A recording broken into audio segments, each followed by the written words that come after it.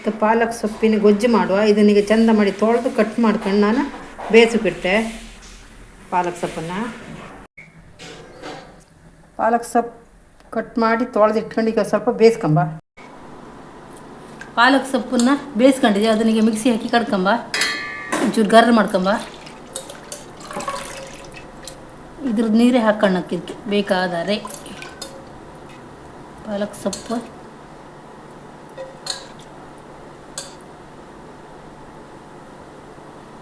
ಸ್ವಲ್ಪ ಕಾಯಿ ಇಡುವುದಿಲ್ಲ ಅಲ್ಲ. ಪಾಲಕ್ ಸೊಪ್ಪು ಹಾಕಿದೆ, ಇದೊಂದು ಸಣ್ಣ ಶುಂಠಿ ಹಾಕಂತೆ, ಕಡೆಗೆ ಸ್ವಲ್ಪ ಕಾಯಿ ತುರಿ, ಒಂದು ಸಣ್ಣದೊಂದು ಕಡೆ ಕಾಯಿ, ಇದನ್ನು ಹಾಕಿ ಗರ್ರ ಮಾಡ್ಕೊಬತ್ತೆ. ಎಣ್ಣೆ ಕಾದಿತ್ತು, ತೆಂಗಿನೆಣ್ಣೆ ಹಾಕೊಂಡಿದೆ, ಸ್ವಲ್ಪ ಸಾಸಿವೆ ಹಾಕ್ತೆ,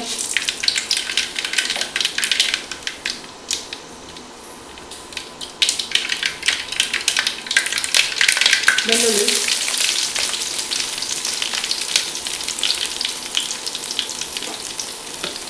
ಸ್ವಲ್ಪ ಕೆಂಪಾಗಿದೆ, ಪರಿಮಳ ಘಮ ಘಮ ಅಂತ. ಅದಕ್ಕೀಗ ಕರಿಬೇವು ಹಾಕೊಂಬ.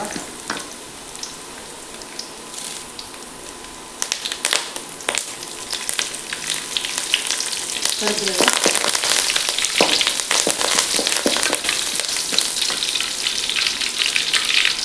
ಹಸಿಮೆಣಸು, ಈಗ 5 ಹಸಿಮೆಣಸು ತಗೊಂಡೆ ಖಾರಕ್ಕೆ.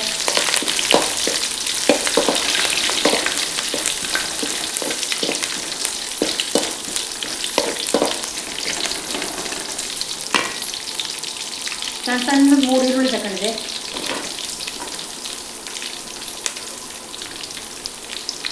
ಒಂಚೂರು ಉಪ್ಪು ಹಾಕಂತೆ,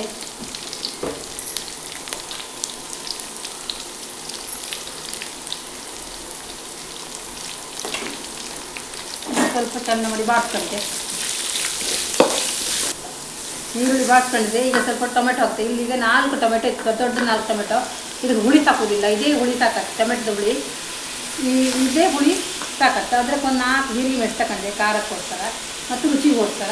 ಚೂರೇ ಕೊತ್ತಂಬರಿ ಸೊಪ್ಪು ಖಾಲಿ ಆಯ್ತು, ಹಂಗೆ ಚೂರೇ ಬಿಟ್ಟು ಇದನ್ನು ಚೆಂದ ಮಾಡಿ ಬಾಡ್ಸ್ಕೊಂತೆ.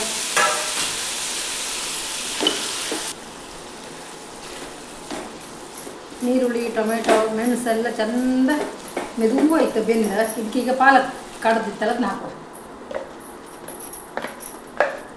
ಇದೊಂದು ಕುದಿ ಬಂದು ಸಾಕೆ ಅಂತಕ್ಕಂದ್ರೆ ಇದು ಬೆಂದಿತ್ತಲ್ಲ, ಸೊಪ್ಪು ಮೊದಲೇ ಬೇಯಿಸ್ಕೊಂಡಿತ್ತಲ್ಲ, ಚೆಂದ ಒಂದು ಕುದಿ ಬರಲಿ. ಇದು ಕುದೀತಿತ್ತು, ಒಂಚೂರು ಉಪ್ಪು ಚಪ್ಪಿ ಉಪ್ಪು ಹಾಕ್ತೆ, ಸ್ವಲ್ಪ ಕುದಿದೆ. ಪಾಲಕ್ ಸೊಪ್ಪಿನ ಗೊಜ್ಜು ರೆಡಿ ಆಯ್ತಾ. ಇಷ್ಟೇ. ಇದು ಎಲ್ಲದಕ್ಕಿಂತ ಲಾಯ್ಕ್ ಚಪಾತಿಗೆ ಒಳ್ಳೆದಾಗ್ತ ಮತ್ತು ವೈಟ್ ರೈಸಿಗೆ ಒಳ್ಳೆದಾಗ್ತ. ಕುಚ್ಚಲಕ್ಕಿಯನ್ನು ಊಟ ಮಾಡಕ್ಕೆ ನಾವು ಕುಚ್ಚಲಕ್ಕಿಯನ್ನು ಕೈಕೊಂಬುದೀಗ ಲೈಕ್ ಆಗ್ತ. ಎಲ್ಲರೂ ಒಂದ್ಸರಿ ಹೀಗೆ ಮಾಡಿ ಗೊಜ್ಜು ಮಾಡ್ಕೊಳ್ಳಿ, ಸಬ್ಸ್ಕ್ರೈಬ್ ಮಾಡ್ಕೊಳ್ಳಿ, ಫಸ್ಟ್ ಶೇರ್ ಮಾಡಿ, ಕಮೆಂಟ್ ಮಾಡಿ.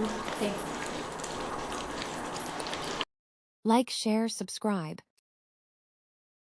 Thank you for watching.